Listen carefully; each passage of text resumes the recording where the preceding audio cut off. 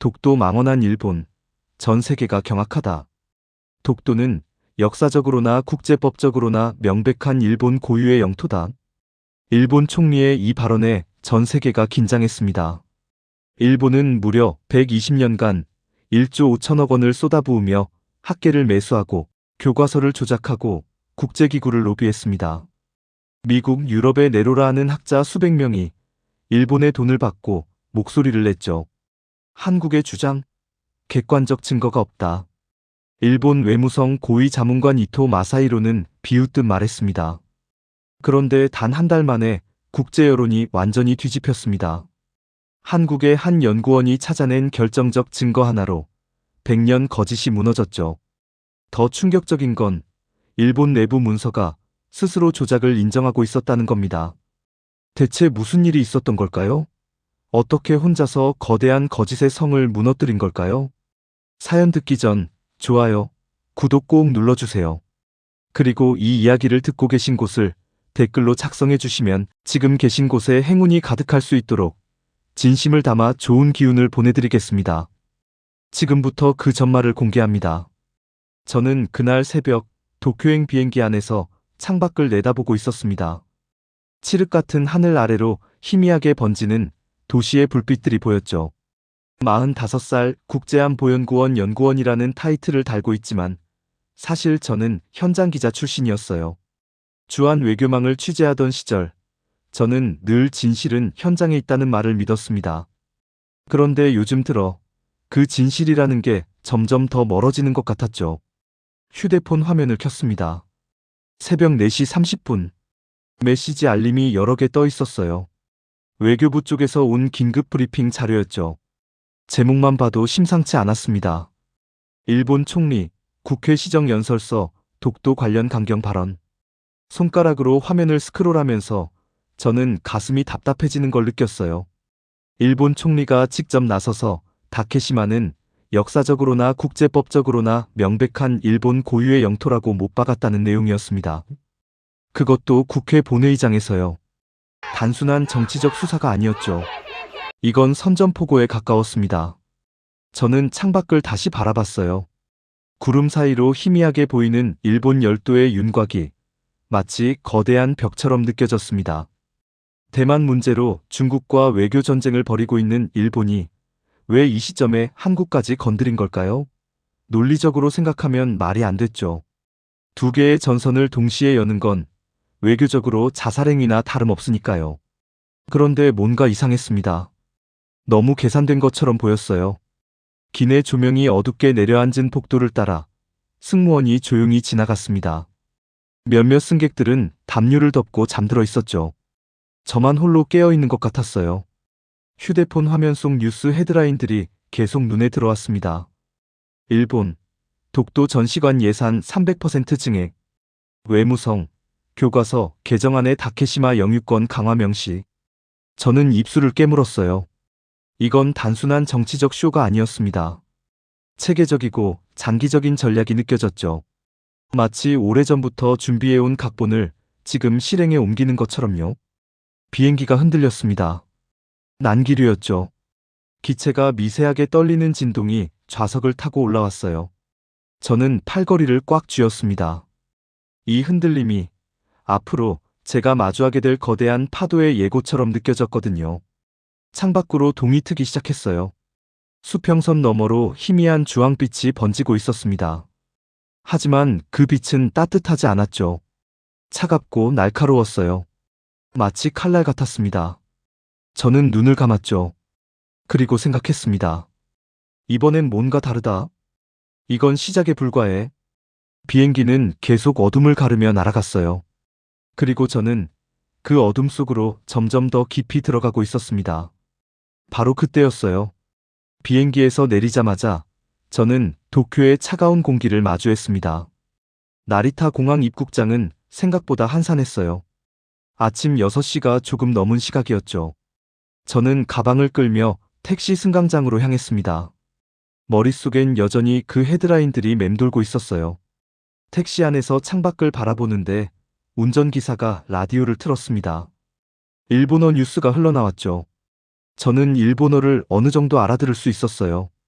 기자 시절 이 땅을 몇 번이나 밟았으니까요. 다케시마 문제에 대한 정부의 단호한 입장 표명이 국내외에서 큰 반향을 일으키고 있습니다. 아나운서의 목소리는 담담했지만 그 안에 묘한 확신이 담겨 있었어요. 저는 고개를 저었습니다. 이건 단순한 뉴스가 아니었죠. 여론을 만들어가는 과정이었어요. 호텔에 체크인하고 방으로 올라갔습니다. 짐을 풀기도 전에 저는 노트북을 켰죠. 이메일함에는 외교부 박유진 과장에게서 온 메시지가 기다리고 있었어요. 재훈 씨 도착하셨나요? 오늘 오후 2시에 만날 수 있을까요? 보여드릴 자료가 있습니다. 저는 손가락을 멈췄어요. 유진 씨는 항상 신중한 사람이었습니다. 그런 사람이 이렇게 급하게 연락을 해온다는 건 뭔가 심상치 않다는 뜻이었죠. 창밖을 내다봤습니다. 도쿄 시내의 빌딩들이 아침 햇살을 받아 반짝이고 있었어요. 평화로워 보였죠. 하지만 저는 알고 있었습니다. 이 도시 어딘가에서 보이지 않는 전쟁이 벌어지고 있다는 걸요. 샤워를 하고 옷을 갈아입었습니다. 거울 속 제 얼굴은 피곤해 보였어요. 눈 밑에 다크서클이 짙게 깔려 있었죠. 저는 세면대에 손을 짚고 거울 속 제 눈을 똑바로 봤습니다. 그때 문득 오래전 기억 하나가 떠올랐어요. 독도 취재를 갔을 때였습니다.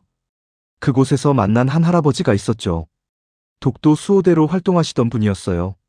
주름진 손으로 바위 하나를 쓰다듬으시며 그분이 말씀하셨습니다. 역사는 말이야, 누군가 기록해야 남는 거라네. 목소리가 떨리고 있었어요. 그분의 눈빛엔 간절함이 담겨 있었습니다. 기록하지 않으면 없던 일이 되는 게 역사야. 그래서 우리가 여기 서 있는 거고. 저는 그때 그 말을 가슴 깊이 새겼습니다. 기자로서, 연구원으로서 제가 해야 할 일이 무엇인지 깨달았죠. 거울 속 제 눈빛이 조금 달라졌어요. 피곤함 너머로 뭔가 단단한 게 자리 잡고 있었습니다. 저는 중얼거렸죠. 기록해야 해. 진실을 기록해야 살아남는다. 시계를 봤습니다. 오전 8시. 유진 씨를 만나기까지 6시간이 남았어요. 저는 노트북을 열고 일본 언론들의 보도를 하나하나 정리하기 시작했습니다. 그리고 그 순간부터 제 싸움이 시작됐습니다. 오후 1시 30분, 저는 호텔을 나섰습니다. 약속 장소는 로퐁기의 한 조용한 카페였어요. 유진 씨가 선택한 곳이었죠. 대사관 근처도 아니고 언론사 밀집 지역도 아닌 애매하게 떨어진 곳이었습니다. 저는 그 의미를 알 수 있었어요. 조심스러운 만남이라는 뜻이었죠. 지하철을 타고 이동하는 동안 저는 주변 사람들을 관찰했습니다. 회사원들, 학생들, 관광객들 모두 평범한 일상을 살아가고 있었어요. 하지만 전광판에 뜨는 뉴스 속보는 그들의 일상과는 다른 이야기를 전하고 있었습니다. 한일 외교 갈등, 양국 정상회담 무기한 연기. 저는 한숨을 내쉬었어요. 상황이 빠르게 악화되고 있었습니다. 카페에 도착했을 때 유진 씨는 이미 구석자리에 앉아 있었어요. 38살 외교부 동북아 정책 담당 과장. 그녀는 항상 단정한 차림이었지만 오늘은 뭔가 달랐습니다. 얼굴에 긴장감이 역력했죠. 재훈 씨. 그녀가 작게 손을 들었어요. 저는 맞은편에 앉았습니다. 오랜만이에요, 유진 씨. 커피 드실래요? 괜찮습니다. 바로 본론으로 들어가죠. 유진 씨는 잠시 주변을 둘러봤어요. 그리고 가방에서 얇은 파일 하나를 꺼냈습니다. 표지에는 아무 표시도 없었죠. 이걸 봐주세요. 파일을 열자 A4 용지 여러 장이 나왔습니다. 일본어로 빼곡하게 적힌 문서들이었어요. 저는 첫 페이지를 읽기 시작했습니다. 독도 교육관 확대 계획서?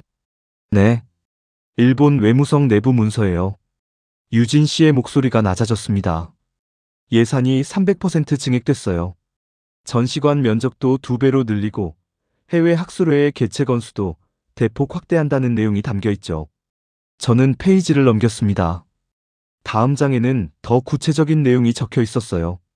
교과서 개정안, 지도 표기 변경, 국제기구 로비 전략. 손이 미세하게 떨렸습니다. 이건 단순한 교육 사업이 아니었어요. 체계적인 여론전이었죠. 어떻게 이 자료를 구하신 거예요? 유진 씨는 대답 대신 커피 잔을 들었습니다. 손이 약간 떨리고 있었어요. 말할 수 없어요. 하지만 확실한 자료입니다. 저는 다시 문서에 집중했습니다. 세 번째 페이지에는 일정표가 나와 있었어요.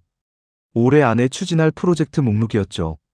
해외 언론 대상 프레스 투어, 친일 성향학자 초청 세미나, 소셜미디어 캠페인.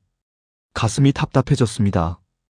이 모든 게 동시다발적으로 진행되고 있다는 뜻이었어요. 유진 씨, 이건 전쟁이에요, 재훈 씨. 총성 없는 전쟁. 그녀의 목소리에 분노가 섞여 있었습니다. 일본은 지금 독도를 자기네 땅이라고 세계에 각인시키려고 모든 수단을 동원하고 있어요. 그리고 우리는 그걸 지켜만 보고 있죠. 저는 파일을 덮었습니다. 그리고 유진 씨를 똑바로 봤어요. 그래서 제게 이걸 보여주신 거죠? 기사화하라고요? 유진 씨는 고개를 저었습니다. 기사는 나중 문제고요. 일단 진실을 파악해야 해요. 이게 얼마나 깊이, 얼마나 오래 진행되어 온 일인지. 창밖으로 도쿄의 거리가 보였습니다. 오후에 햇살이 빌딩 유리창에 반사되고 있었죠. 평화로운 풍경이었어요.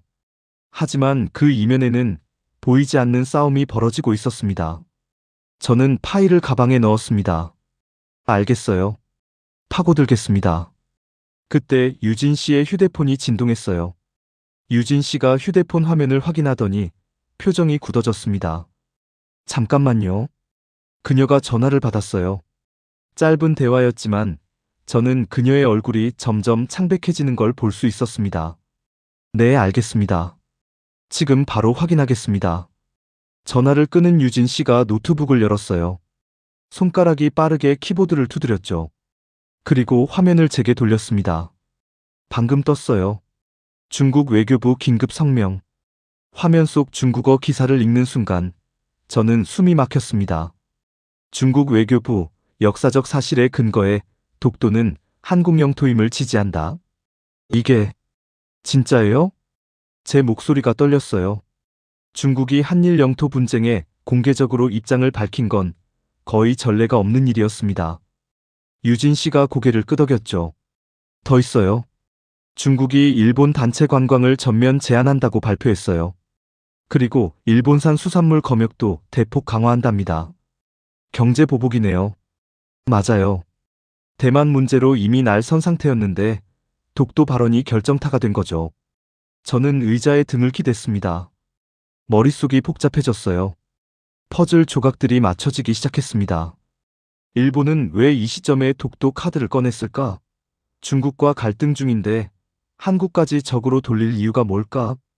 유진 씨, 혹시. 저는 조심스럽게 입을 열었어요. 일본이 일부러 이런 건 아닐까요? 국내 여론을 결집시키기 위해서요. 유진 씨의 눈빛이 날카로워졌습니다.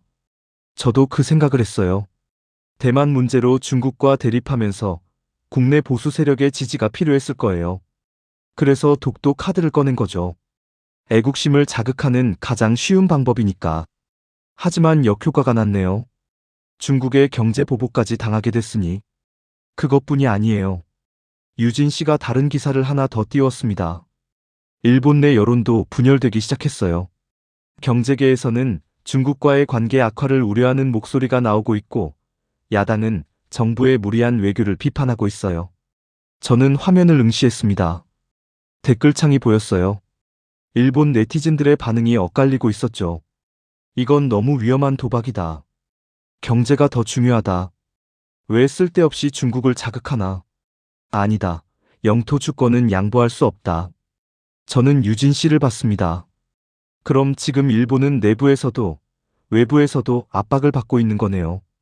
맞아요. 그리고 그게 바로 우리에게 기회일 수도 있어요. 유진 씨의 목소리에 힘이 실렸습니다. 재훈 씨, 이 흐름을 놓치면 안 돼요. 지금이야말로 독도 문제의 진실을 국제사회에 알릴 절호의 타이밍이에요. 저는 가방 속 파일을 만졌습니다. 일본 외무성의 여론전 계획서. 그리고 지금 중국의 움직임. 모든 게 연결되고 있었어요. 제게 시간을 주세요. 더 깊이 파고들겠습니다. 얼마나 필요하세요? 일주일. 아니, 닷새면 충분할 것 같아요. 유진 씨가 고개를 끄덕였죠. 그리고 조심스럽게 말했습니다. 재훈 씨, 조심하세요. 일본 외무성이 이런 자료가 새어나간 걸 알면 가만히 있지 않을 거예요. 알고 있어요. 저는 가방을 메고 일어섰습니다. 카페 밖으로 나서자 도쿄의 차가운 바람이 얼굴을 스쳤어요. 하늘은 맑았지만 공기는 묘하게 무거웠습니다. 휴대폰을 꺼내 메모장을 열었어요. 그리고 적었습니다. 일본의 독도 전략, 중국의 개입, 내부 여론 분열. 이 모든 게 우연이 아니다. 저는 지하철역으로 향했습니다. 이제 더 많은 사람들을 만나야 했어요. 더 많은 진실을 찾아야 했죠. 그런데 그때였습니다. 지하철역 계단을 내려가는데 휴대폰이 울렸습니다. 모르는 번호였어요. 잠시 망설이다가 저는 전화를 받았습니다. 여보세요? 김재훈 씨죠? 저는 리웨이윈이라고 합니다. 중국 외교 전문 기자예요. 유창한 한국어였어요. 약간 중국 억양이 섞여 있었지만 또렷했습니다. 어떻게 제 번호를? 박유진 과장님께 받았어요. 지금 시간 괜찮으신가요? 꼭 만나서 이야기하고 싶은데요.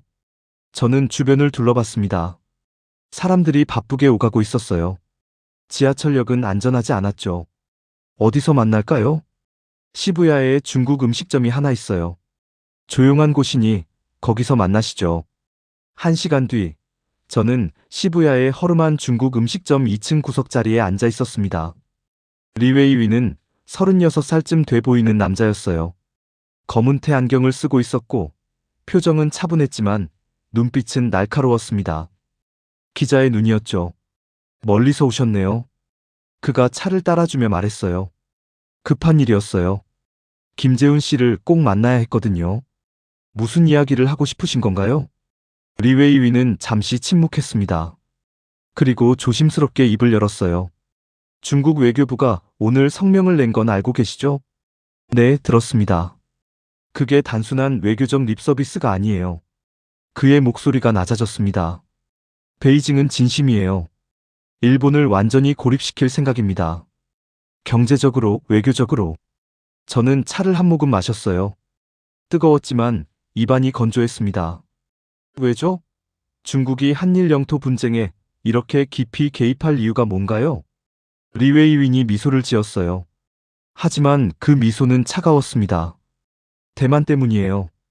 일본이 대만 문제에서 미국 편을 들면서 중국을 자극했죠. 그런데 이번엔 독도 문제로 한국까지 건드렸어요. 중국 입장에선 절호의 기회예요. 일본을 동북아에서 완전히 고립시킬 수 있는. 저는 숨을 깊이 들이마셨습니다. 그럼 한국은 그냥 중국의 카드가 되는 건가요? 그렇게 볼 수도 있죠. 리웨이윈이 솔직하게 말했어요. 하지만 한국 입장에서도 나쁜 거래는 아니에요. 독도 문제에서 국제적 지지를 얻을 수 있으니까요. 물론 대가는 있겠지만 대가? 중국과 일본 사이에서 줄타기를 해야 할 거예요. 조심스럽게. 저는 창밖을 봤습니다. 시부야의 거리는 여전히 사람들로 붐볐어요. 네온 사인이 밝게 빛나고 있었죠. 하지만 제 마음속은 점점 더 어두워지고 있었습니다. 리 기자님, 솔직히 물어볼게요. 저는 그를 똑바로 봤어요. 제가 이 싸움에 뛰어들어야 할까요? 이건 단순한 취재가 아니잖아요. 국제 정치의 한복판에 서는 거예요. 리웨이위는 차를 내려놓았습니다. 그리고 진지한 표정으로 말했죠. 그건 김재훈 씨가 결정할 문제예요. 하지만 한 가지는 확실해요. 지금 이 순간 독도 문제는 더 이상 한일 양국만의 문제가 아니에요. 동북아 전체의 권력 구도가 흔들리고 있어요. 그래서 더 위험하잖아요. 맞아요. 하지만 동시에 더 큰 기회이기도 하죠. 저는 주먹을 쥐었습니다. 손바닥에 땀이 배어났어요. 제 머릿속에선 두 가지 목소리가 싸우고 있었습니다. 이건 너무 위험해. 외교 전쟁의 한복판에 뛰어드는 거야. 자칫하면 넌 희생양이 될 수도 있어. 하지만 지금이 아니면 언제 진실을 밝힐 수 있겠어? 일본의 조작을 폭로할 수 있는 건 지금뿐이야. 리웨이윈이 명함을 꺼내 제게 건넸습니다. 생각해보세요. 하지만 너무 오래 고민하지 마세요. 기회는 빠르게 지나가니까. 저는 명함을 받았어요. 그리고 중얼거렸습니다. 기회. 음식점을 나와 거리를 걸었습니다. 시부야 스크램블 교차로에 수많은 사람들이 신호에 맞춰 움직이고 있었어요. 저도 그들 속에 섞여 걸었습니다.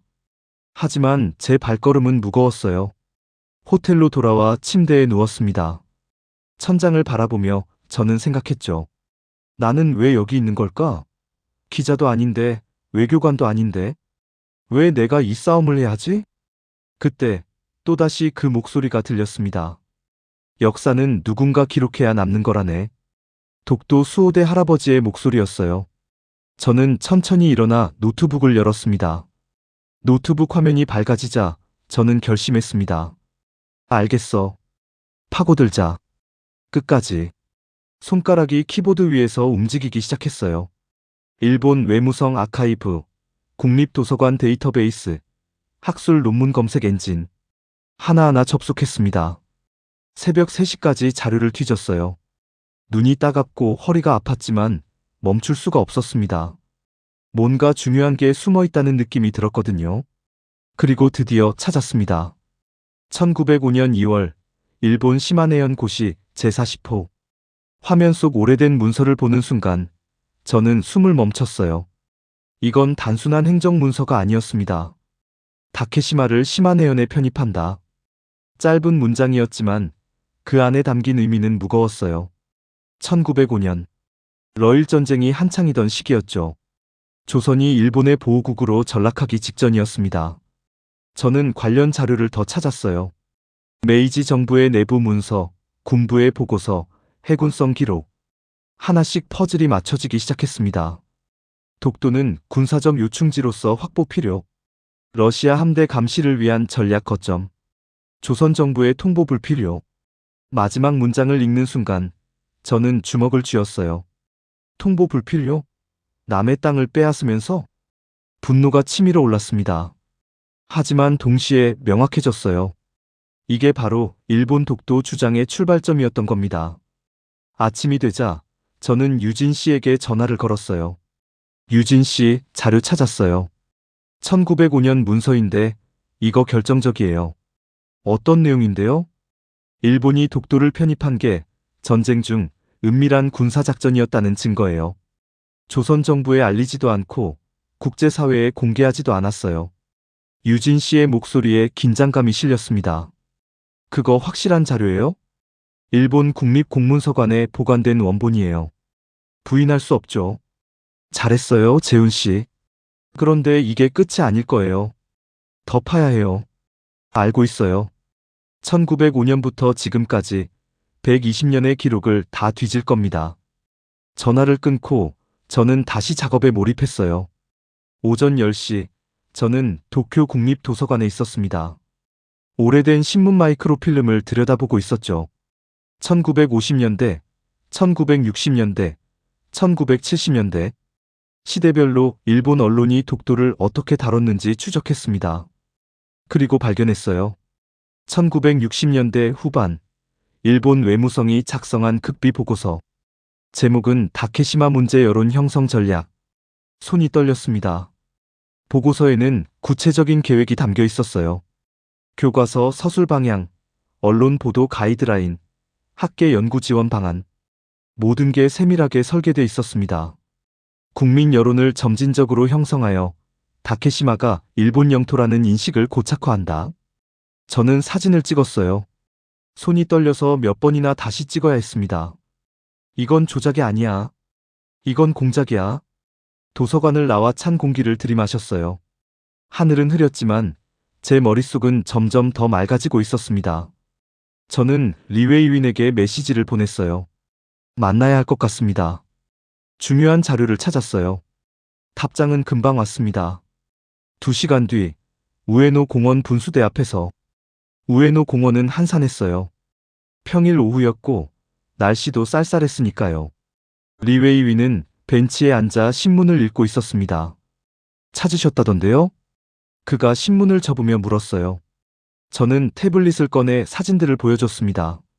1905년 편입 문서, 1960년대 여론 전략 보고서.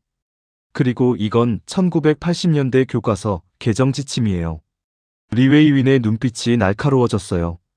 그는 하나하나 꼼꼼히 살펴봤습니다. 이거 대단한데요?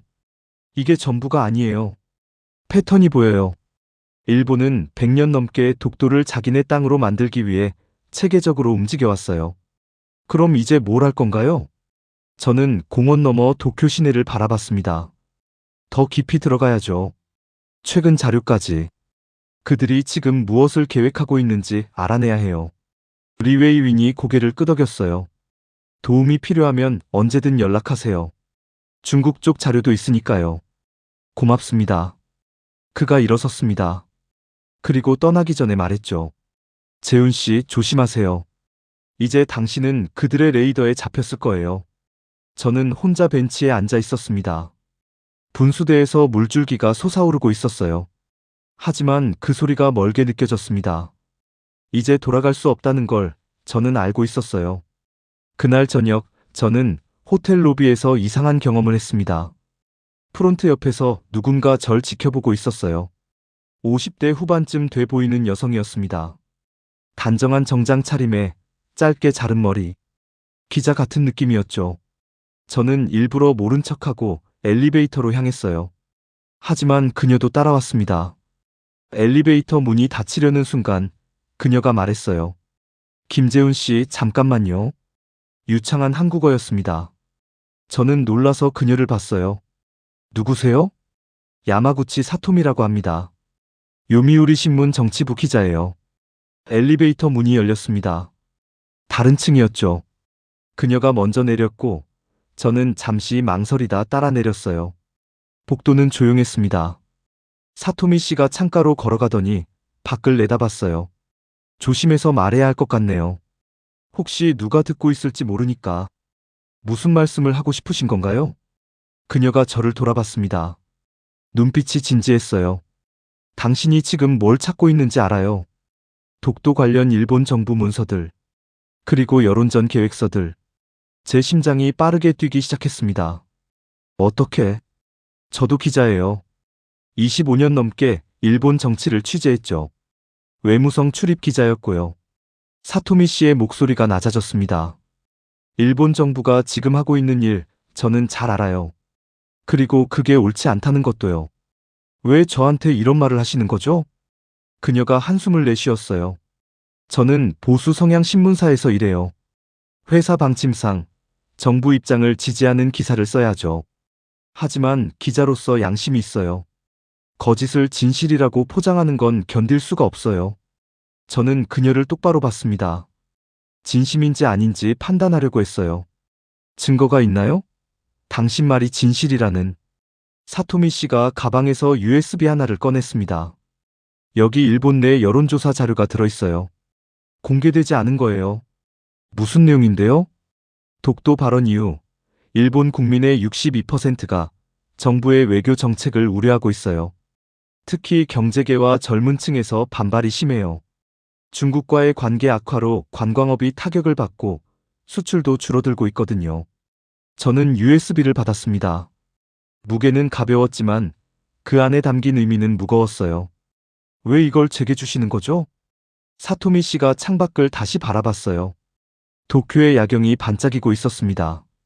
저는 이 나라를 사랑해요. 일본이 제 조국이니까요. 하지만 지금 정부가 하는 일은 일본을 위한 게 아니에요. 일부 정치인들의 권력 유지를 위한 거죠. 그래도 당신은 일본 사람이잖아요. 저는 한국 사람이고요. 알아요. 하지만 진실은 국적을 가리지 않아요. 그녀의 목소리에 떨림이 있었어요. 저는 그 떨림 속에서 오랜 고민의 흔적을 느낄 수 있었습니다. 사토미 씨, 이거 들키면 당신 입장이 위험해질 텐데요. 그래도 해야 할 일은 해야죠. 저도 기자니까요. 저는 USB를 주머니에 넣었습니다. 감사합니다. 이 자료 잘 쓰겠습니다. 사토미 씨가 고개를 끄덕였어요. 그리고 떠나려다가 다시 돌아섰습니다. 김재훈 씨, 한 가지만 더 알려드릴게요. 뭔가요? 일본 외무성에 이토 마사히로라는 사람이 있어요. 고위 자문관이죠. 그 사람이 이번 독도 프로젝트를 총괄하고 있어요. 조심하세요. 그 사람은 위험해요. 위험하다니요? 그 사람은 목적을 위해서라면 수단을 가리지 않아요. 이미 몇몇 기자들을 압박한 전력이 있고요. 저는 그 이름을 머릿속에 새겼습니다. 이토 마사히로. 사토미 씨가 엘리베이터를 탔습니다. 문이 닫히기 전 그녀가 마지막으로 말했어요. 진실을 밝혀주세요. 부탁해요. 문이 닫혔습니다. 저는 혼자 복도에 서 있었어요. 주머니 속 USB가 묵직하게 느껴졌습니다. 방으로 돌아와 USB를 열었어요. 파일이 여러 개 있었습니다. 여론조사 결과, 경제 지표, 내부 회의록. 하나하나 읽으면서 저는 깨달았습니다. 일본 내부도 흔들리고 있다는 걸요. 정부가 밀어붙이는 독도 전략이 오히려 일본을 약하게 만들고 있다는 걸요. 저는 노트북에 메모를 남겼습니다. 사토미의 자료, 일본 내부 균열, 이토 마사히로 마이너스 핵심 인물. 그리고 생각했죠. 이 싸움은 한국 대 일본이 아니야. 진실 대 거짓의 싸움이야. 창밖으로 비가 내리기 시작했습니다. 다음 날 아침, 저는 일찍 일어났습니다. 비는 그쳤지만 하늘은 여전히 잔뜩 흐려 있었어요. 저는 커피를 마시며 사토미 씨가 준 자료들을 정리하고 있었습니다. 여론조사 결과가 흥미로웠어요. 일본 국민의 62%가 정부 외교 정책을 우려한다. 특히 20대에서 30대 사이에서는 70%가 넘었죠. 경제가 더 중요하다. 영토 분쟁보다. 중국과 싸우면서 한국까지 적으로 만들 필요가 있나? 자민당이 지지율 회복을 위해 애국주의 카드를 남용하고 있다. 댓글들을 읽으면서 저는 미소를 지었습니다. 씁쓸한 미소였지만요. 결국 사람들은 알고 있어. 이게 정치쇼라는 걸. 휴대폰이 울렸어요. 유진 씨였습니다. 재훈 씨, 한국 정부가 움직이기 시작했어요. 무슨 일인데요? 외교부가 독도 진실 알리기 TF를 구성했어요. 그리고 당신이 찾은 자료들을 영문으로 번역해서 국제사회에 배포하기로 했답니다. 제 가슴이 뛰었습니다. 정말요? 네. 이제 이건 당신 혼자만의 싸움이 아니에요. 정부가 함께하기로 한 거예요. 전화를 끊고 저는 창밖을 바라봤어요. 구름 사이로 햇살이 조금씩 비치기 시작했습니다. 오후에는 도쿄 외곽의 한 연구소를 찾아갔어요. 오래된 건물이었습니다. 일본 근대사 자료를 보관하는 곳이었죠. 지하 자료실로 내려갔어요. 습한 공기와 오래된 종이 냄새가 났습니다. 사서가 안내해준 서가 앞에 섰죠. 1940년대 군부 문서함입니다. 찾으시는 게 여기 있을 거예요. 상자를 하나 열었습니다. 누렇게 바랜 문서들이 나왔어요. 조심스럽게 한 장 한 장 넘겼습니다. 그리고 발견했죠. 1943년 일본 해군성 내부 보고서. 제목은 다케시마의 군사적 활용 방안. 손이 떨렸어요. 문서에는 독도를 전쟁 물자 보급 기지로 사용하려던 계획이 상세히 적혀 있었습니다. 조선인 노동자 동원 가능성 검토. 보급선 기착지로서의 가치. 전후 영토 귀속 문제는 추후 협의. 마지막 문장이 중요했어요. 전후 영토 귀속 문제는 추후 협의. 즉, 일본 스스로도 독도가 자기네 고유 영토라고 확신하지 못했다는 증거였죠. 사진을 찍었습니다. 플래시 없이 조용히. 연구소를 나와 택시를 탔어요. 기사에게 시부야로 가달라고 했습니다. 리웨이윈을 만나기로 했거든요. 시부야의 작은 카페 2층. 리웨이윈은 이미 와 있었어요. 찾으셨나 보네요. 표정이 밝아요. 저는 태블릿을 꺼내 사진들을 보여줬습니다. 1943년 해군성 문서예요. 독도를 전쟁 물자 기지로 쓰려던 계획인데 여기 보세요. 전후 영토 귀속은 미정이라고 되어 있어요. 리웨이윈이 눈을 가늘게 떴어요. 이거 결정적인데요? 맞아요. 일본 스스로도 독도가 자기 땅이라고 확신하지 못했다는 거죠. 그럼 이제 뭐가 필요한가요? 저는 잠시 생각했습니다. 현재로 이어지는 연결고리요. 1905년부터 2025년까지 120년의 흐름을 보여줘야 해요. 이게 단순한 실수가 아니라 계획된 조작이었다는 걸요. 리웨이윈이 고개를 끄덕였어요. 중국 쪽 자료가 도움이 될 수도 있겠네요. 1950년대 중국 외교 문서를 보면 당시 일본이 어떻게 움직였는지 나올 거예요. 정말요? 네. 베이징에 연락해 볼게요. 며칠 걸릴 거예요. 저는 커피를 마셨습니다. 쓴맛이 입안에 퍼졌지만 기분은 좋았어요. 퍼즐이 하나씩 맞춰지고 있었거든요. 그날 저녁 호텔로 돌아와 모든 자료를 정리했습니다.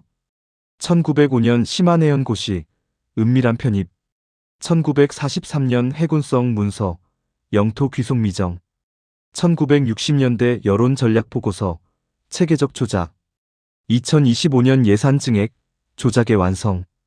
타임라인이 완성되고 있었어요. 저는 유진 씨에게 이메일을 보냈습니다. 모든 자료를 첨부해서요.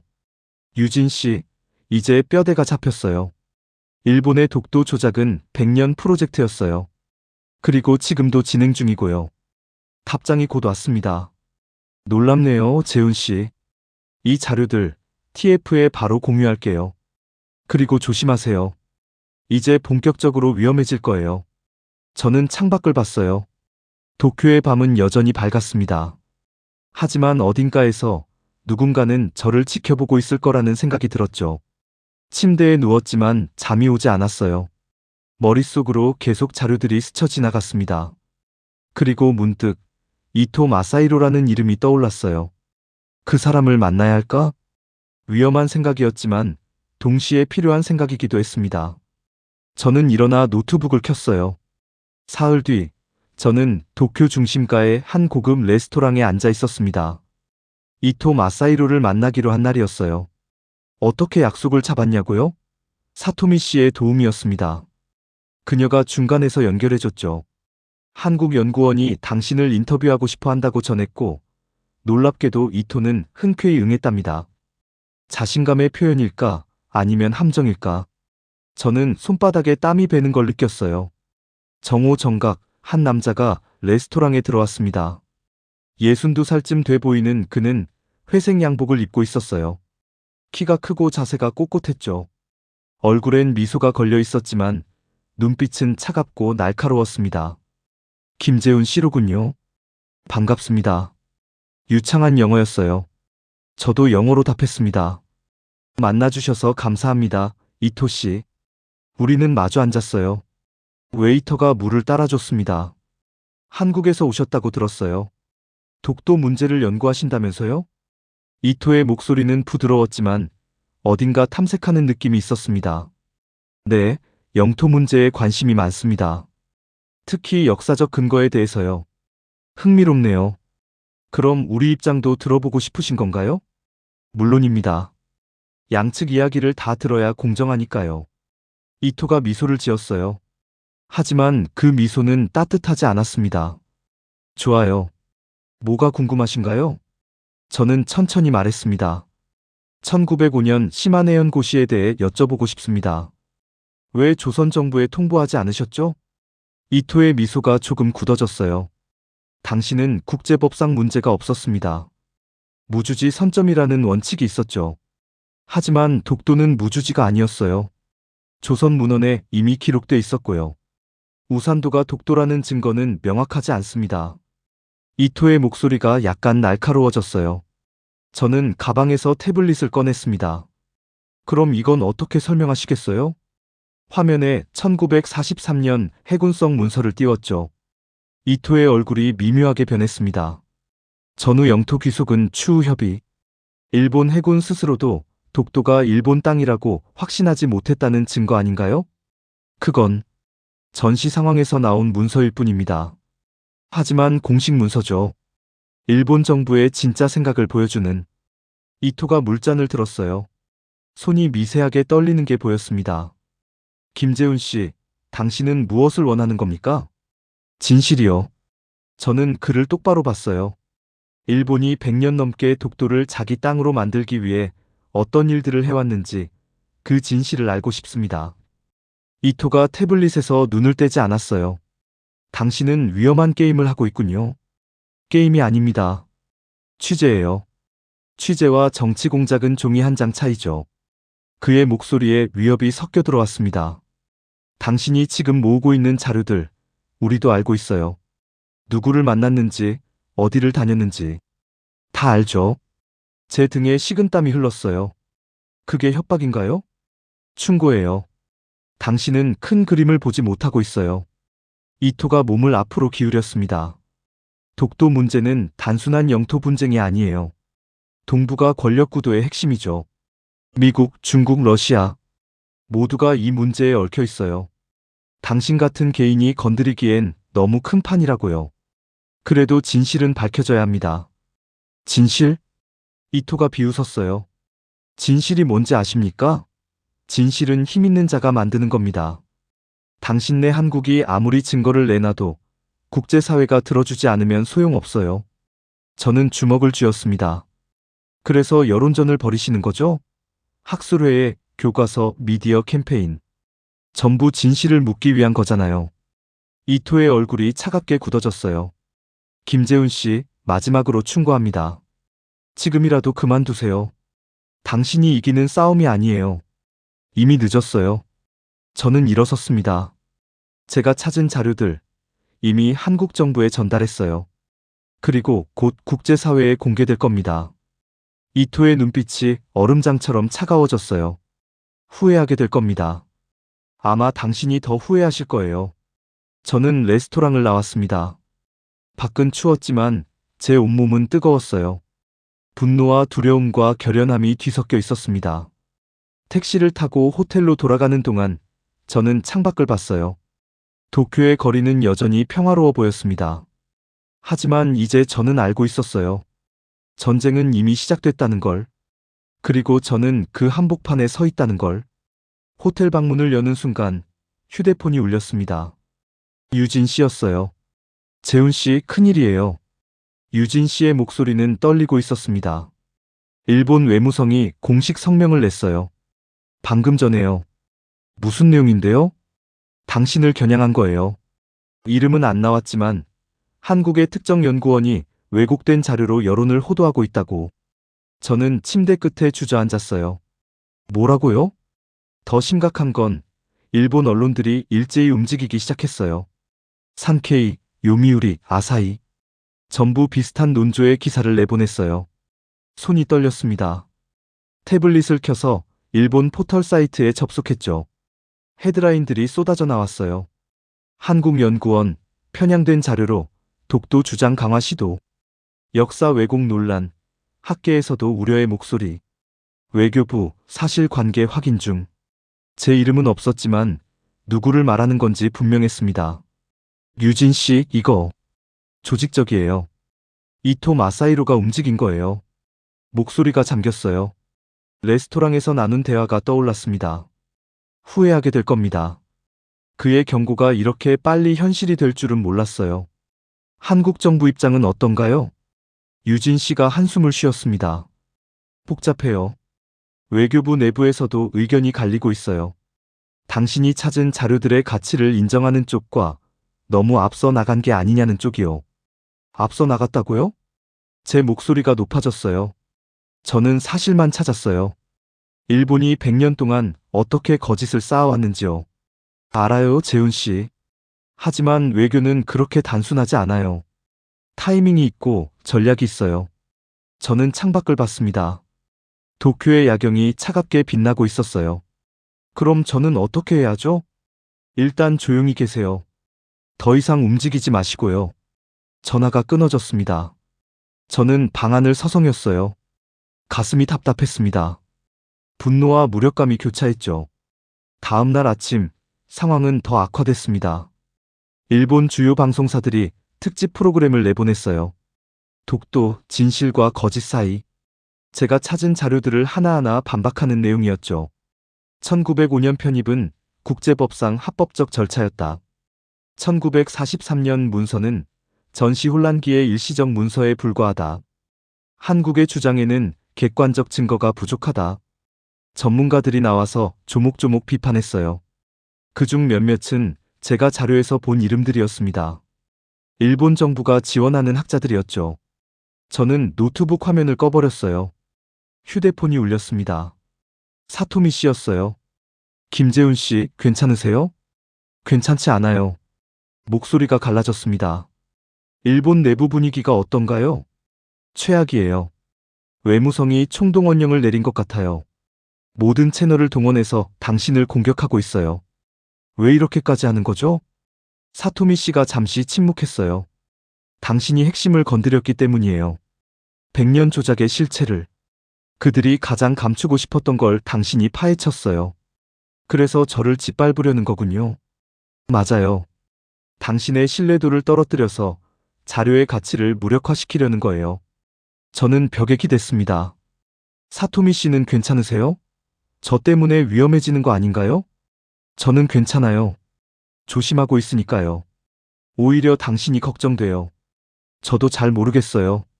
뭘 해야 할지. 포기하지 마세요. 진실은 결국 이기니까요. 전화를 끊고 저는 침대에 누웠어요. 천장을 바라보며 생각했습니다. 정말 진실이 이길 수 있을까? 그날 오후 리웨이윈에게서 연락이 왔어요. 김재훈 씨, 중국 쪽 분위기도 조심스러워지고 있어요. 무슨 뜻이에요? 중국 외교부가 한국 지지 입장을 재검토하고 있다는 소문이 있어요. 일본의 반격이 예상보다 강하니까요. 그럼 중국도 뒤로 빠진다는 거예요? 확실하진 않아요. 하지만 조심스러워진 건 사실이에요. 저는 웃음이 나왔어요. 쓴 웃음이었지만요. 결국 저 혼자네요. 아직 포기하긴 일러요. 싸움은 이제 시작이에요. 리웨이윈의 말은 위로가 되지 않았습니다. 저녁이 되자 유진 씨에게서 또 전화가 왔어요. 재훈 씨, 한국 외교부 내부에서도 압박이 들어오고 있어요. 무슨 압박이요? 당신이 수집한 자료들, 공개를 보류하자는 의견이 많아요. 일본과의 외교 관계를 고려해야 한다고요. 그럼 제가 한 일이 다 물거품이 되는 거잖아요. 알아요. 저도 답답해요. 하지만 정부 입장에선 정부. 저는 화가 났어요. 정부는 진실보다 외교가 중요한 거예요? 재훈 씨, 진정하세요. 진정할 수가 없어요. 제가 목숨 걸고 찾은 자료들인데요. 전화를 끊어버렸습니다.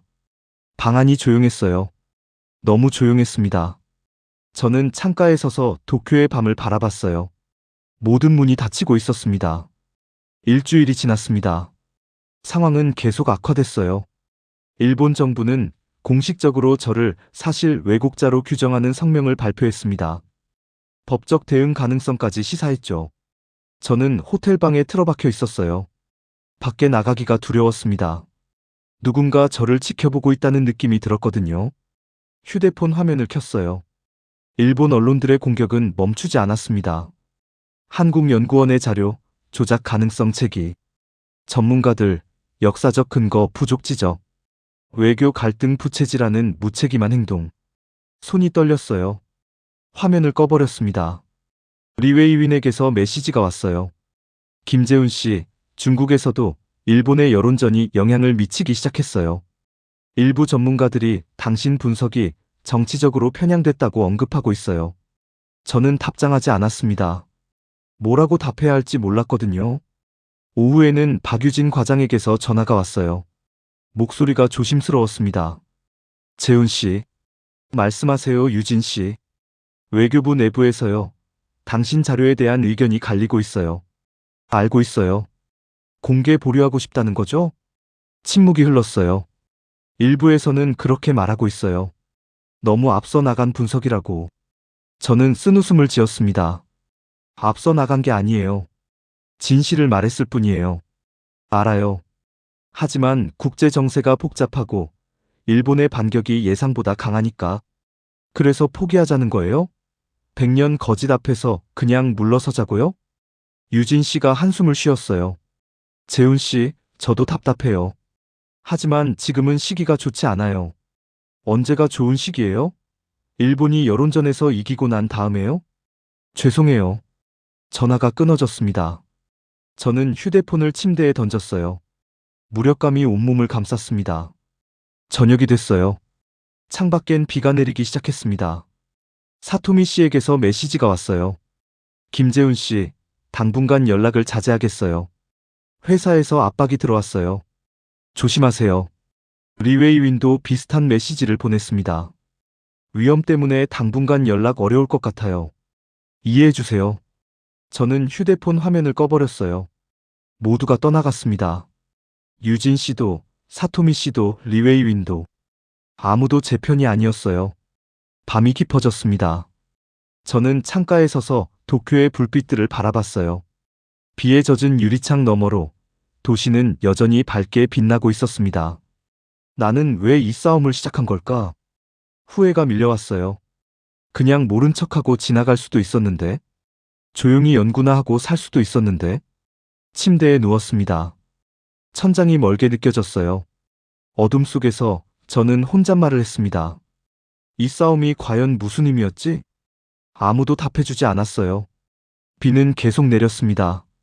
창문을 두드리는 빗소리만이 고요한 방을 채웠죠. 저는 눈을 감았어요. 하지만 잠은 오지 않았습니다. 그저 어둠 속에서 길을 잃은 것 같았어요. 모든 문이 닫혀버린 출구 없는 미로 안에 갇힌 것처럼요. 다음 날 아침, 저는 결정을 내려야 했습니다. 포기할 것인가, 아니면 계속 나아갈 것인가.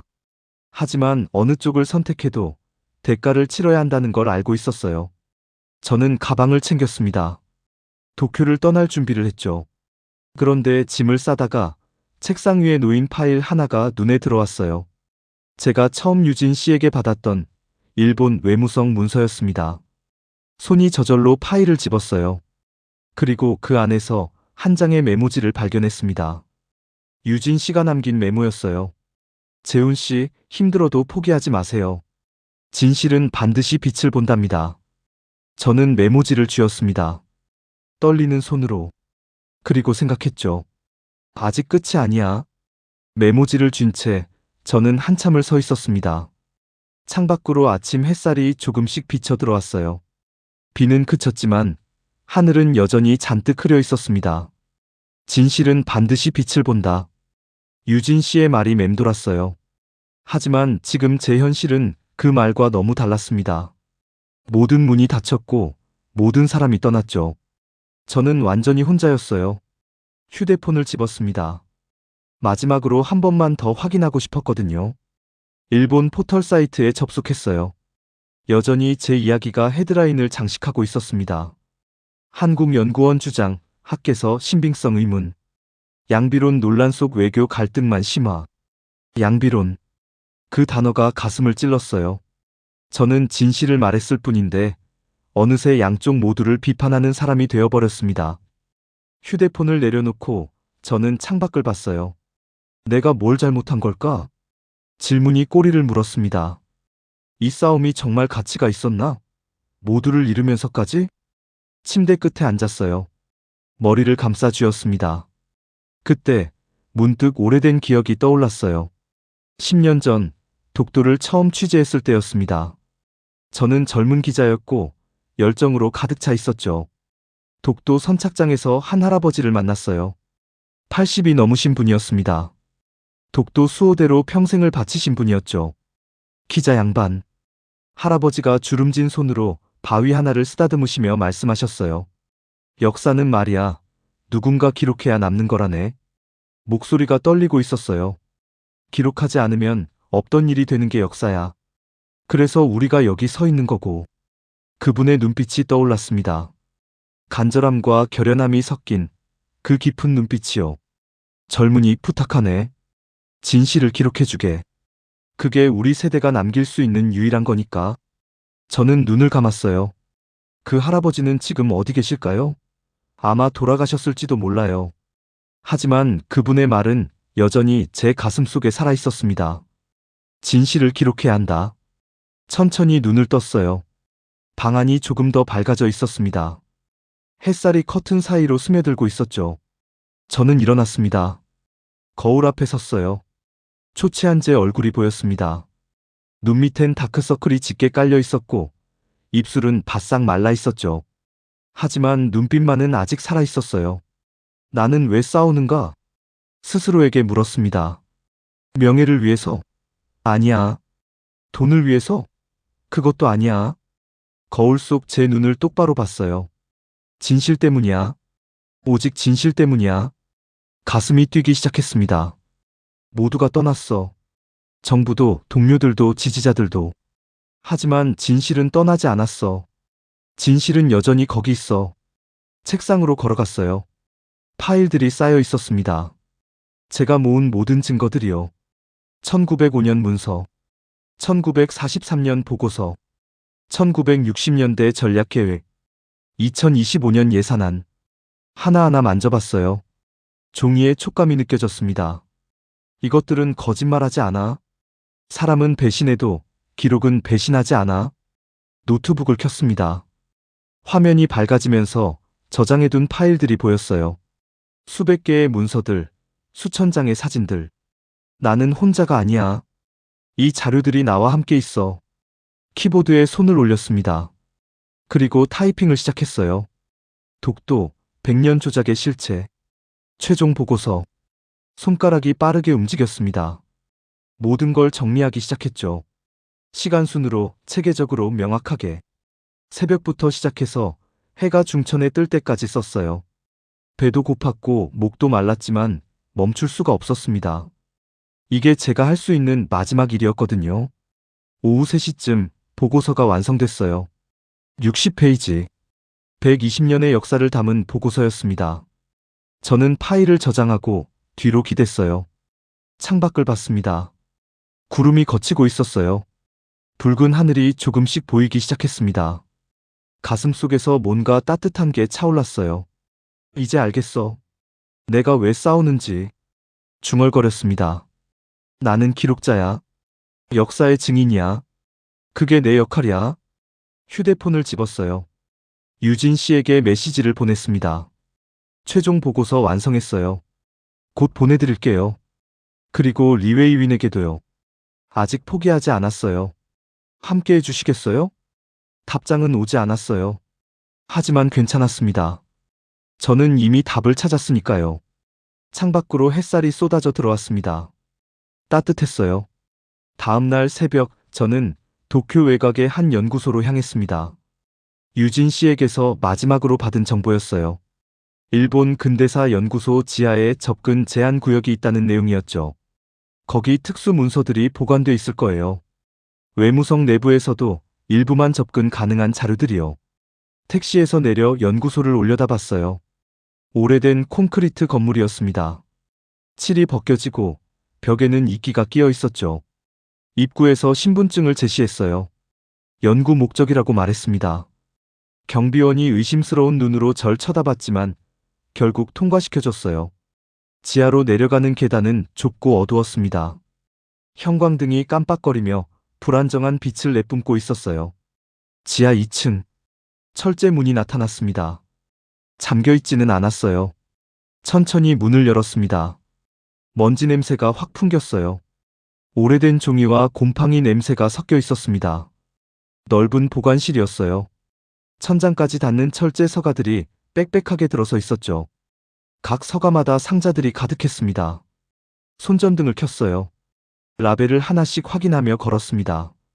1950년대 외교문서, 1960년대 교육부 기록, 1970년대 안보 관련.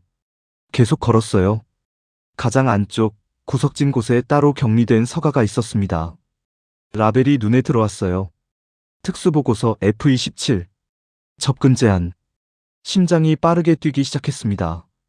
서랍을 열었어요. 잠겨있지 않았습니다. 아마 오래돼서 관리가 소홀했던 것 같았어요. 안에는 두꺼운 파일 하나가 들어있었습니다. 표지에는 붉은 글씨로 쓰여 있었어요. 글로벌 인식 개선 프로젝트. 퍼셉션 시프트 프로그램. 손이 떨렸습니다. 파일을 꺼내 펼쳤어요. 첫 페이지부터 충격이었습니다. 다케시마 영유권 국제화 전략. 총괄 책임자 이토 마사히로. 제가 만났던 바로 그 사람이었어요. 다음 페이지를 넘겼습니다. 프로젝트 개요가 나왔어요. 시작 연도는 1995년이었습니다. 30년 프로젝트였죠. 목표, 국제사회에 다케시마가 일본 영토라는 인식을 자연스럽게 확산. 구체적인 전략들이 나열돼 있었어요. 단계 1. 해외학자 초청 프로그램. 연간 20명. 일본 정부 전액 지원. 단계 2. 국제학술회의 개최. 매년 3회 이상. 유럽 및 미국 주요 도시. 단계 3. 교과서 및 지도 표기 개정 요청. 대상국 미국, 영국, 프랑스, 독일. 숨이 막혔어요. 다음 장에는 예산 내역이 적혀 있었습니다. 연간 예산 50억엔. 출처 외무성 특별회계. 50억엔. 우리 돈으로 500억 원이 넘는 금액이었어요. 30년이면 1조 5천억 원입니다. 계속 넘겼습니다. 지원받은 학자들의 명단이 나왔어요. 미국, 영국, 프랑스, 독일. 각국의 동아시아 전문가들이었습니다. 존 스미스 교수, 하버드대. 지원금 연간 5만 달러. 피에르 뒤퐁 박사, 소르본대. 초청 횟수 7회. 제 손에 땀이 배었어요. 다음 섹션은 미디어 전략이었습니다. 디지털 캠페인, 소셜미디어 계정 운영, 타겟, 영어권, 20대에서 30대, 인플루언서 협력, 여행 유튜버 및 문화 콘텐츠 제작자. 체계적이었어요. 무섭도록 체계적이었습니다. 마지막 페이지를 넘겼습니다. 국제기구 로비 전략, UN, 유네스코, 국제사법재판소. 각 기관별로 접근 방법이 상세히 기록돼 있었어요. 저는 파일을 덮었습니다. 손이 떨려서 제대로 잡을 수가 없었어요. 이게 전부였구나. 100년 조작의 완성판이. 사진을 찍기 시작했습니다. 모든 페이지를 하나하나 빠짐없이요. 플래시 소리가 조용한 지하실에 울렸어요. 30분쯤 걸렸습니다. 200장이 넘는 사진을 찍었어요. 파일을 다시 서랍에 넣고 조심스럽게 문을 닫았습니다. 지상으로 올라왔어요. 햇살이 눈부셨습니다. 걸으면서 휴대폰을 꺼냈어요. 유진 씨에게 메시지를 보냈습니다. 찾았어요. 결정적 증거를. 모든 조각이 맞춰졌어요. 답장이 바로 왔어요. 정말요? 어떤 내용인데요? 일본의 30년 프로젝트예요. 학계, 미디어, 국제기구. 모든 걸 동원한 조작 시스템이요. 재훈 씨, 이거 대단한데요. 이제 공개할 수 있어요. 완벽한 증거니까요. 리웨이윈에게도 연락했습니다. 다시 함께 해주실 수 있나요? 결정적 자료를 찾았어요. 답장이 왔어요. 기다리고 있었어요. 뭐가 필요한가요? 저는 미소를 지었습니다. 택시를 잡아탔어요. 호텔로 돌아가면서 창밖을 봤습니다. 도쿄의 거리는 여전히 분주했어요. 하지만 이제 다르게 보였습니다. 두렵지 않았어요. 저는 진실을 찾았으니까요. 그리고 이제 세상에 알릴 차례였습니다. 일주일 뒤, 저는 서울에 있었습니다. 외교부 회의실이었어요. 긴 타원형 테이블 주위로 10여 명이 앉아 있었습니다. 유진 씨, 외교부 국장님, 그리고 독도 TF 팀원들이었죠. 제 앞에는 노트북이 놓여 있었어요. 화면에는 제가 찾은 모든 자료들이 정리돼 있었습니다. 김 연구원님, 설명 부탁드립니다. 국장님이 말씀하셨어요. 저는 천천히 시작했습니다. 일본의 독도 조작은 120년 프로젝트였습니다. 화면이 바뀌었어요. 타임라인이 나타났죠. 1905년 러일 전쟁 중 은밀한 편입. 1943년 전시 문서에서조차 영토 귀속 불확실. 1960년대 체계적 여론 전략 수립. 1995년 국제인식 개선 프로젝트 시작. 2025년 예산 300% 증액. 모두가 화면을 주시하고 있었어요. 그리고 이게 결정타입니다. F27 문서 사진을 띄웠습니다. 글로벌 인식 개선 프로젝트. 30년간 1조 5천억 원을 투입한 조작 시스템이에요. 회의실이 조용해졌습니다. 학자 매수, 미디어 조작, 국제기구 로비. 모든 게 여기 기록돼 있습니다. 국장님이 앞으로 몸을 기울였어요. 이 자료 확실한 겁니까? 일본 외무성 내부 문서입니다. 원본을 직접 확인했어요. 유진 씨가 말했습니다. 국장님, 이 자료면 충분합니다. 국제사회에 공개할 수 있어요. 하지만 일본의 반발이. 이미 반발하고 있어요. 그런데 우리가 증거를 가지고 있다면 싸움의 판이 바뀝니다. 저는 덧붙였어요. 국장님, 진실은 늦어도 결국 드러납니다. 문제는 우리가 언제 드러내느냐예요. 긴 침묵이 흘렀습니다. 국장님이 고개를 끄덕였어요. 좋습니다. 국제 공동 발표로 진행하죠. 이틀 뒤 서울 프레스센터, 한국 외교부, 영국 LSE 연구팀, 미국 동아시아 전략센터가 공동 기자회견을 열었습니다. 저는 무대 뒤에서 지켜봤어요. 외교부 대변인이 단상에 섰습니다. 오늘 우리는 독도 문제에 관한 역사적 진실을 공개합니다. 카메라 플래시가 터졌어요. 일본 정부가 120년간 체계적으로 진행해온 영토 조작의 실체를 밝힙니다. 화면에 자료들이 나타났습니다. 제가 찾은 모든 증거들이었어요. 영국 LSE 교수가 발언했습니다. 학술적 관점에서 볼 때 독도는 역사적으로 한국 영토로 인정하는 것이 타당합니다. 미국 센터 소장도 이어서 말했어요. 일본의 주장은 객관적 증거보다는 장기적 여론 조작에 기반하고 있습니다. 기자회견이 끝나자 뉴스가 일제히 터져나왔어요. CNN, BBC, 로이터, AP통신, 한국정부, 일본 독도 조작 증거 공개, 100년 조작 프로젝트 폭로, 국제사회 충격, 학계, 한국 입장 지지 목소리 높여. 저는 휴대폰으로 기사들을 확인했어요. 손이 떨렸습니다. 기쁨과 안도가 뒤섞인 떨림이었죠. 리웨이윈에게서 전화가 왔어요. 김재훈 씨 대단해요. 중국 외교부도 공식 논평을 냈어요. 무슨 내용인데요? 사실관계에 기반한 역사인식이 중요하다고요. 사실상 한국 지지예요. 사토미 씨에게서도 메시지가 왔습니다. 일본 내부가 흔들리고 있어요. 야당이 정부 추궁에 나섰고 여론도 분열되고 있어요. 저는 창밖을 봤어요. 서울의 하늘은 맑았습니다. 다음 날 유럽연합에서 성명이 나왔어요. 역사적 사실에 기반한 영토 문제 해결을 촉구한다. 그 다음 날엔 유엔 사무총장이 언급했습니다.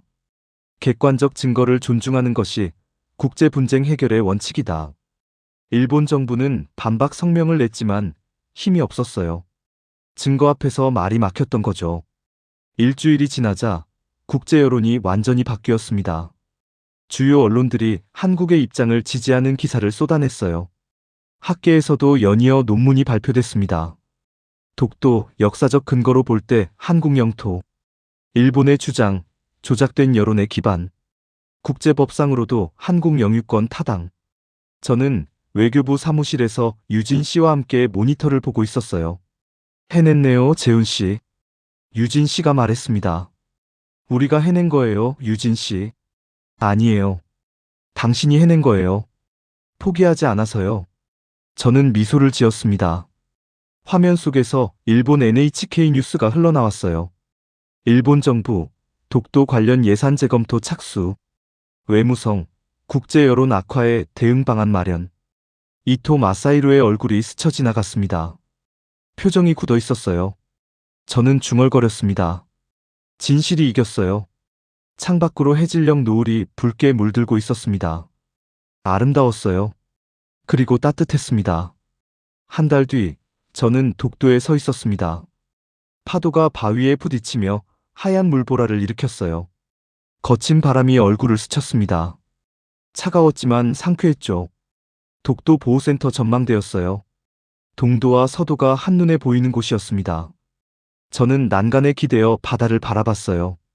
파란 하늘 아래 검푸른 바다가 끝없이 펼쳐져 있었습니다. 갈매기들이 울며 날아다녔죠. 휴대폰을 꺼냈습니다. 국제 포털의 헤드라인들을 천천히 스크롤했어요. 국제사회, 독도 문제 재검토 본격화. 일본, 여론전 전략 수정 불가피. 학계, 한국 사료 신뢰성 인정. 독도 TF, 영문 자료집 전 세계 배포. 한 달 전만 해도 상상할 수 없었던 변화였습니다. 문득 도쿄 호텔방에서 혼자 앉아있던 제 모습이 떠올랐어요. 모든 문이 닫히고 모든 사람이 떠났다고 생각했던 그날 밤이요. 그때 포기했다면 어떻게 됐을까? 저는 고개를 저었습니다. 뒤에서 발소리가 들렸어요. 돌아보니 한 할아버지가 지팡이를 짚고 천천히 걸어오고 계셨습니다. 80은 넘어 보이셨어요. 독도 수호대 조끼를 입고 계셨죠. 날씨가 좋네요. 할아버지가 말씀하셨어요. 네, 정말 좋습니다. 젊은이가 독도에 오다니 관광객인가요? 아니요. 일 때문에 왔어요. 무슨 일인데요? 저는 잠시 망설였어요. 그리고 말했습니다. 독도에 대한 진실을 기록하는 일이요. 할아버지의 눈빛이 반짝였어요. 진실을 기록한다. 좋은 일이네요. 그분이 바다를 바라보며 말씀하셨습니다. 나는 평생을 여기서 보냈지. 독도를 지키는 일을 하면서. 힘드셨겠어요. 힘들었지. 하지만 후회는 없어. 할아버지가 저를 돌아보셨어요. 젊은이, 역사는 말이야. 누군가 기록해야 남는 거라네. 제 가슴이 쿵 내려앉았어요. 똑같은 말이었습니다. 10년 전, 다른 할아버지에게서 들었던 바로 그 말이요. 기록하지 않으면 없던 일이 되는 게 역사야. 할아버지의 목소리가 떨렸어요. 그래서 고맙네. 젊은이 같은 사람들이 있어서. 저는 아무 말도 할 수 없었습니다. 목이 메었거든요. 할아버지는 천천히 돌아서서 걸어가셨어요. 지팡이 소리가 바람에 섞여 멀어졌습니다. 저는 다시 바다를 바라봤어요. 햇살이 수평선 너머로 쏟아지고 있었습니다. 황금빛이었어요. 따뜻하고 부드러웠죠. 도쿄에서 봤던 그 차갑고 날카로운 새벽빛과는 완전히 달랐습니다. 저는 눈을 감았어요. 그리고 생각했습니다. 여기까지 오는데 정말 많은 일이 있었어. 고립과 절망, 배신과 두려움, 분노와 무력감. 하지만 동시에 연대와 용기, 진실에 대한 확신. 모든 게 이 순간으로 이어졌습니다. 휴대폰이 울렸어요. 유진 씨였습니다. 재훈 씨, 독도 진실 알리기 사이트 방문자 수가 100만 명을 돌파했대요. 정말요? 네. 그리고 여러 나라에서 번역 요청이 들어오고 있어요. 프랑스어, 스페인어, 아랍어까지요. 대단하네요. 당신 덕분이에요. 전화를 끊고 저는 주머니에서 작은 수첩을 꺼냈어요. 10년 전 처음 독도를 취재했을 때 샀던 수첩이었습니다. 낡고 해진 표지에 메모들이 가득했죠. 마지막 페이지를 펼쳤어요. 그리고 펜을 꺼내 적었습니다. 2025년 11월. 진실은 결국 등대처럼 세상을 비춘다. 어둠이 아무리 짙어도 빛은 결국 도달한다. 펜을 내려놓고 저는 수첩을 가슴에 꼭 안았어요. 바람이 불었습니다. 따뜻한 바람이었어요. 갈매기가 울며 날아갔습니다. 자유롭고 힘차게요. 저는 난간에서 손을 떼고 천천히 걸었습니다. 계단을 내려가면서 뒤돌아봤어요. 독도가 햇살 속에서 빛나고 있었습니다. 마치 등대처럼요. 어둠 속에서도 꺼지지 않는 진실의 등대처럼요. 저는 미소를 지었습니다. 이제 제 싸움은 끝났지만 진짜 일은 이제부터였어요. 더 많은 사람들에게 알려야 했습니다. 더 많은 기록을 남겨야 했죠. 역사는 계속되니까요. 그리고 진실도 계속 빛날 테니까요. 저는 발걸음을 옮겼습니다. 앞으로, 미래로. 하늘은 맑았고 바다는 푸르렀습니다. 그리고 저는 다시 걷고 있었습니다. 진실을 향해서요.